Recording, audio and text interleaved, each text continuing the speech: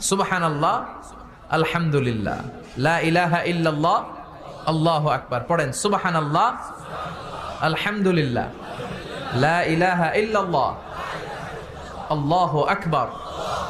এই চারটা জিকির হচ্ছে শ্রেষ্ঠ জিকির। শ্রেষ্ঠ তো শ্রেষ্ঠই তো পাইছেন, আর এদিক ওদিক তাকান কেন? পড়েন ইচ্ছা মতো। এই চারটা জিকির একসাথে মিলিয়েও পড়া যায়, আলাদা করেও পড়া যায়।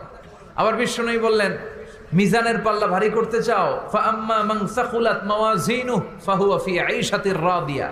মিজানের পাল্লা যারা ভারী করতে চাও তারা দুইটা জিকির করবা, সুবহানাল্লাহি ওয়া বিহামদিহি, সুবহানাল্লাহিল আযীম। এই দুইটা শব্দ কালিমাতান হাবিবাতান ইলার রহমান, আল্লাহর কাছে খুব প্রিয়। সাকিলাতানি ফিল লিসান, এই জিহ্বার মধ্যে এই শব্দ দুইটা উচ্চারণে খুব সহজ, খুব পাতলা। সাকিলাতানি ফিল মিজান, কিন্তু এই শব্দ দুইটা মিজানের পাল্লায় রেখে দিলে অনেক ওজন হয়ে যাবে।